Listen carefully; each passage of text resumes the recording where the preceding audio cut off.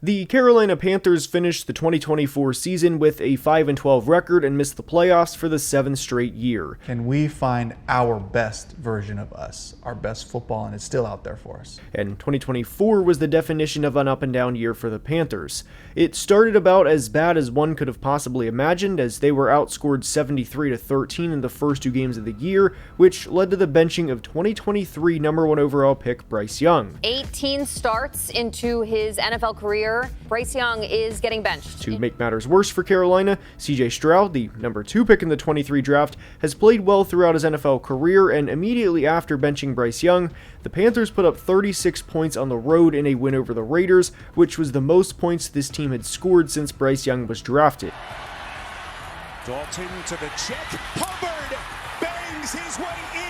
It was a very low time for the Panthers organization, and especially when you factor in everything they gave up to go get Bryce Young in the first place. But the NFL season is a marathon and not a sprint, and in the final 10 games of 2024, Bryce Young had 20 total touchdowns to just 6 interceptions, and the Panthers went 4-6. And I know the 4-6 part doesn't sound great, but their defense last year was horrific. And whenever you think about the 2024 Panthers, you usually think about the downfall and the re-rise of Bryce Young, and not how bad the defense was.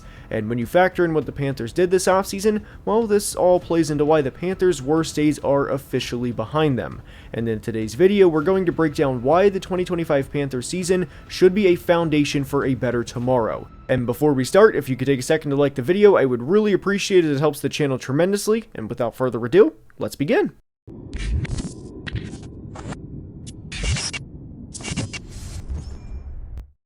And we are starting today's video by discussing who the Panthers brought in this offseason and who they lost this offseason prior to the NFL draft.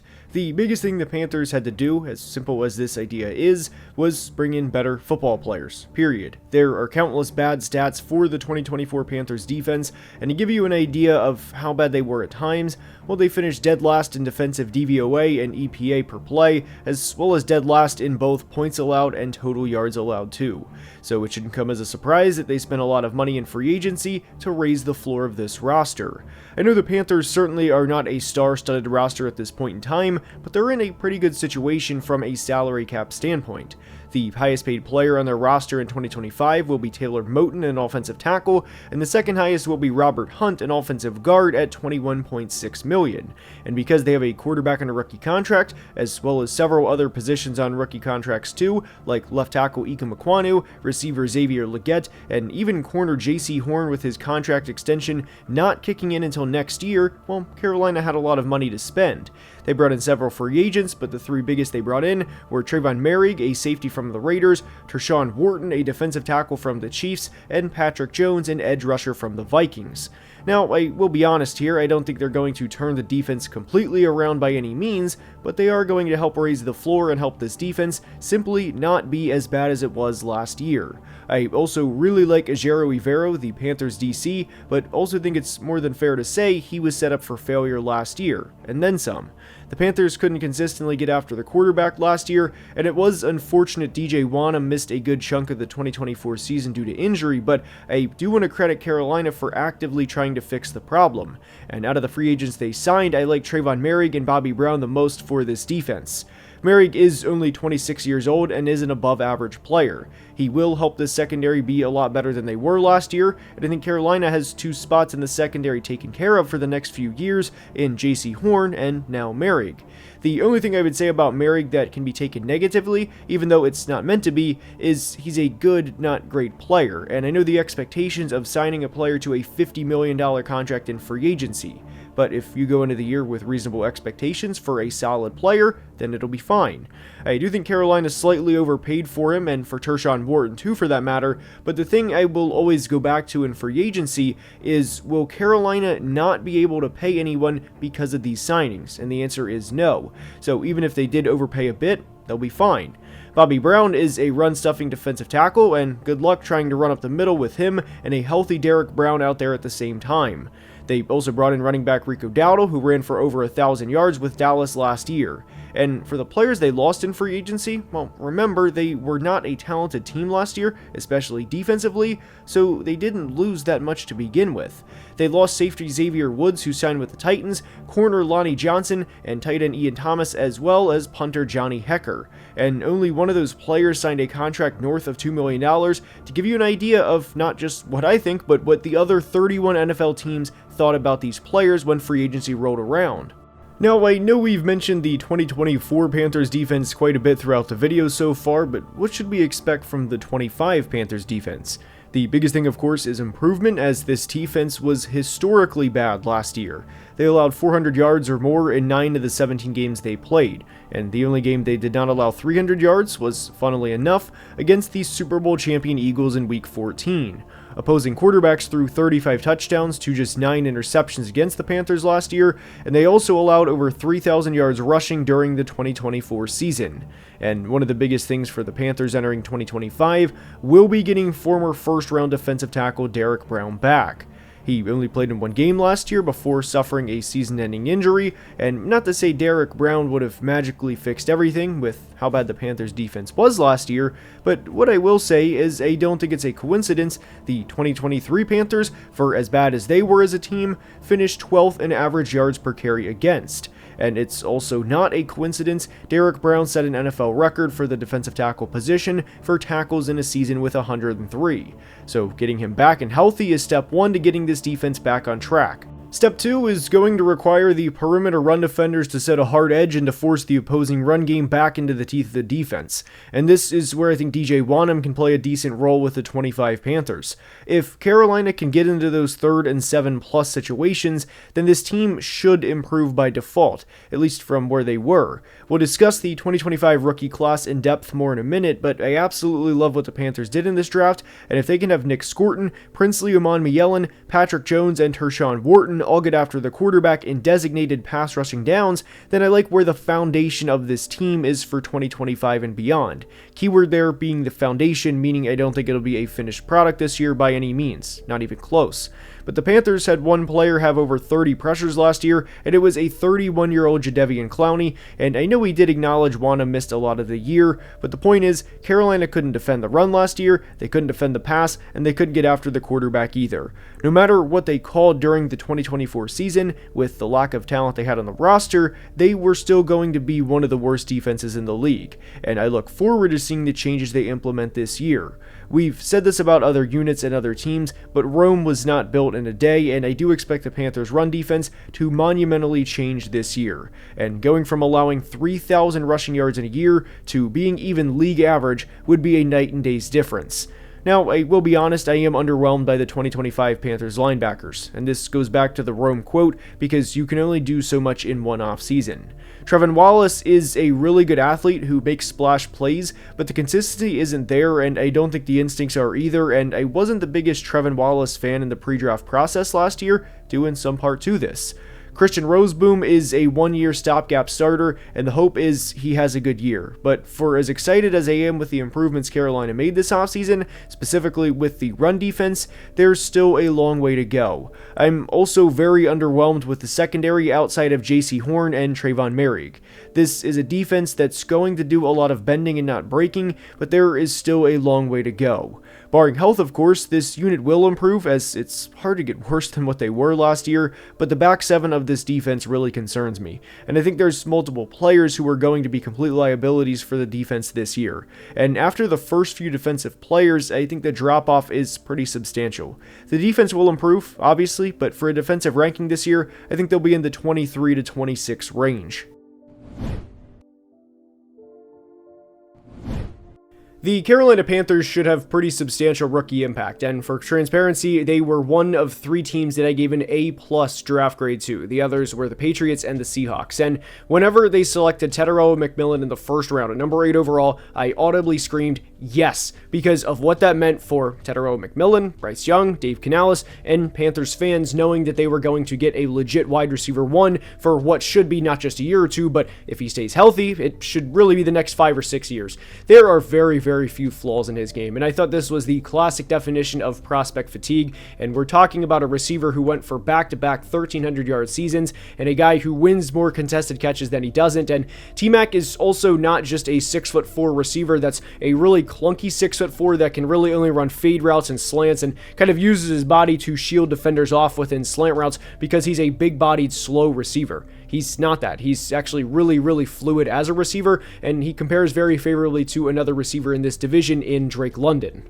T-Mac, to me, was the perfect representation of what prospect fatigue is every year, and there were so many reports and rankings of T-Mac being the 4th or 5th best receiver on a team's board, and there were mocks where he'd fall into the late 20s, and I never understood why that was. And I'm kind of excluding Travis Hunter from that because he is such a unique one-of-one player, but T-Mac, to me, will probably have 800 yards in his rookie year, and in 2026 have 1,000 yards for what should be the first time he has 1,000 of multiple times in his career. Now, I did have T-Mac at number 8 on my personal top 150. He was drafted at 8, so great job by the Panthers there in terms of value, but where they really did a phenomenal job was the 2nd and 3rd rounds by drafting Nick Scorton and Princely Umanmielen. I had Nick Scorton at player 22 on my personal big board, and the Panthers selected him in the 2nd round. Scorton, to me, was one of my favorite prospects in the entire 2025 draft. This was a player that had 40-plus pressures for Purdue at age 19 during the 2023 season, and I am willing to dismiss a lot of Scorton's 2024 season at A&M because they had him bulk up from the 257 to 260 area all the way up to 285,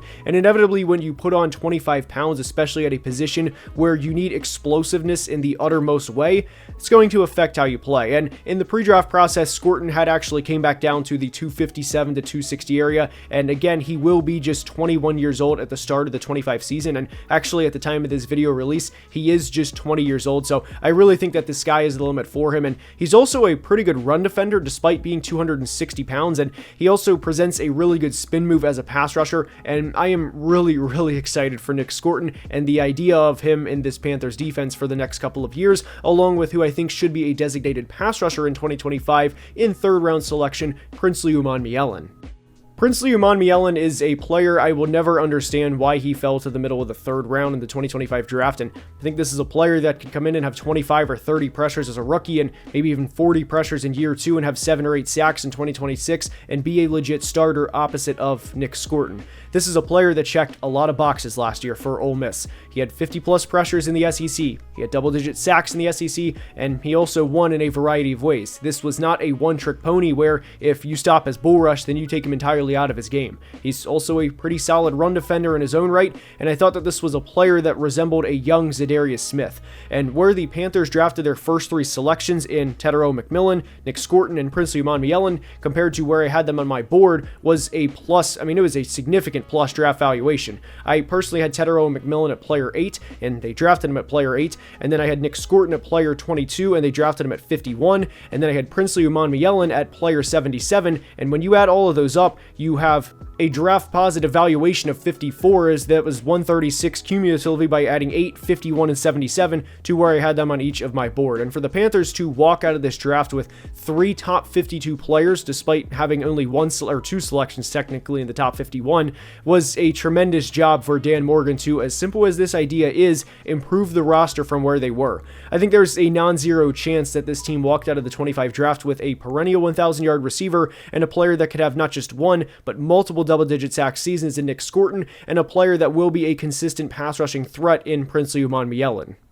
The Panthers' next 4 selections in running back Trevor Etienne, safety Lathan Ransom, defensive tackle Cam Jackson, and tight end Mitchell Evans are probably not going to have that much rookie impact, and with Trevor Etienne specifically, I would imagine he's going to be a rotational back throughout the majority of his rookie contract. He'll get some touches here, some touches there, but I would never say that, hey, Trevor Etienne is going to be a 1,000-yard back in 26 or 27 or whatever the case may be. And you also have to remember that, at least I hope at some point that we get Jonathan Brooks back. He's had an unfortunate stretch of injury luck, and I really hope that he gets healthy and we get to see the maximization of him at some point in his career. And with Lathan Ransom, I don't think he's going to play that much as a rookie, though I think there is a path for him to start in 26 and beyond, and that hopefully we have a safety duo of him and Trayvon Merrick. That would be one of the hardest hitting safety duos in the NFL, and that would be very fun for Panthers to sit back and watch on Sundays. With Cam Jackson, this is also going to be a player buried on the depth charts behind Derek Brown and Bobby Brown, and respectfully to Cam Jackson, we've said this throughout the team preview series so far, but in some ways you kind of hope he doesn't play, because if he does, then that means Derek Brown is hurt again, or Bobby Brown is a bust of a free agent signing, and you get the point. With Mitchell Evans, I don't think the Panthers tight end room is all that good to begin with, and I hope that Ja'Tavion Sanders can take a step in 2025, but again, he's going to be a guy buried on the depth chart, and the same also applies to Jimmy Horn, the receiver from Colorado, who I do believe was an underrated prospect throughout the 2025 draft, and that I think there could be a path for him in 2026, but I don't think there's going to be that much rookie impact from any of the day 3 selections, and they were day 3 picks to begin with, but I absolutely loved what the Panthers did by drafting Tetairoa McMillan, Nick Scorton, and Princely Umanmielen with the first 3 picks in the 25 draft, and that is due in large part as to why they received one of 3 A+ draft grades. The 2025 Panthers offense has to start by talking about the elephant in the room, which is now third-year quarterback Bryce Young. I was a Bryce Young defender entering 2024, and there was a video that I posted about a year ago, it was last June when it came out, of how the Panthers set Bryce Young up to fail, and it was discussing his offensive line and the lack of receivers getting open during the 2023 season, and I had hopes for Bryce Young in 2024 that, hey, they went out and spent $150 million on Robert Hunt and Damian Lewis in free agency, and that we were going to not necessarily take the league over with Bryce Young and the Panthers, but he was going to play better and he was going to be more than a serviceable player, and that eventually did come true, but the first 2 weeks of 2024 were awful. There's no sugarcoating that, and very rarely on the channel will I say that, hey, this player was flat out bad. Now, I will acknowledge that I say situations are not great and situations are bad, because whether a team is, about to fire a head coach or a GM and what their plan is moving forward, but very rarely will I say that a player is downright bad. But Bryce Young in the first 2 games of 2024 was bad.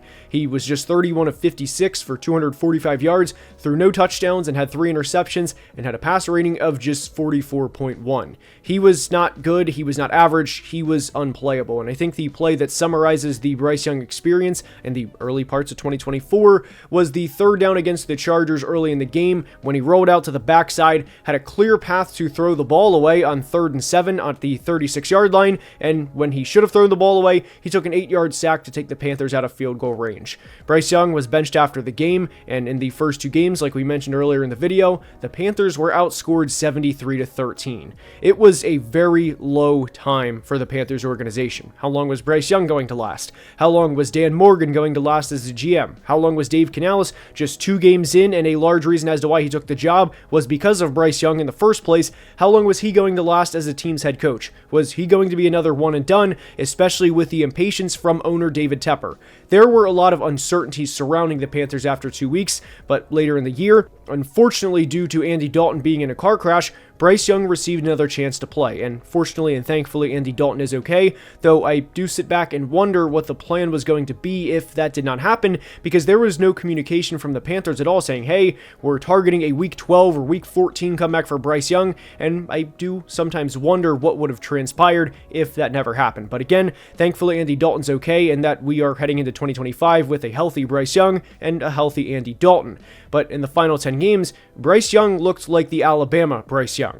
And aside from just looking at the final 10 games versus his rookie season and asking what the difference was, a big difference was Bryce Young's comfortability within the pocket, and he was maneuvering the pocket up and down, and he wasn't afraid to stand in the face of pressure and make difficult throws. And I thought Bryce played really well in the Chiefs and Eagles game, and there was one play in particular near the half against the Chiefs where Kansas City was running a cover 2, and the Panthers were running a bench concept where one receiver was running a corner route and one was running a quick out route. So obviously in a cover 2, that's going to put the corner in the flat in a bind of whether or not he's going to try and defend the corner, which would have been a touchdown, or whether he's going to stay and defend the flat. Meanwhile, in the process of this, Chris Jones, yes, that Chris Jones, the 6'6", 310-pound Chris Jones, beats the right guard right off the line, and Bryce stands in the pocket, never wavering under pressure, and delivers an absolute dime to Ja'Tavion Sanders. That was the difference between 2024 Bryce Young after he came back and 2023 Bryce Young in the first 2 games of 2024 Bryce Young. And to give you another idea idea of just the statistical impact of Bryce under pressure in 24 versus who he was in 23, well, he threw 6 touchdowns to 2 interceptions under pressure last year, compared to just 1 touchdown to 4 interceptions under pressure in his rookie season. And there's also a stat on Pro Football Focus called big time throws and turnover-worthy plays, and whenever you are under pressure, obviously the turnover-worthy plays are going to be higher because it's a lot more difficult to make a throw with somebody like Chris Jones right in your face versus having a clean, empty pocket. But Bryce under pressure in 2024 had 12 big-time throws under pressure to just 5 turnover-worthy plays, compared to 5 big-time throws under pressure in 2023 to 14 turnover-worthy plays in 2023. So the difference was night and day. And I also look at the Eagles game, specifically when the Panthers were 3-9 and had absolutely nothing to play for, and Bryce led what should have been a game-winning drive. Now, we'll talk about Xavier Legette more in a second. Obviously, you guys know the play that I'm referring to, but Bryce did everything within his power to give the Panthers a chance to win in what should have been a road victory over the future Super Bowl champions.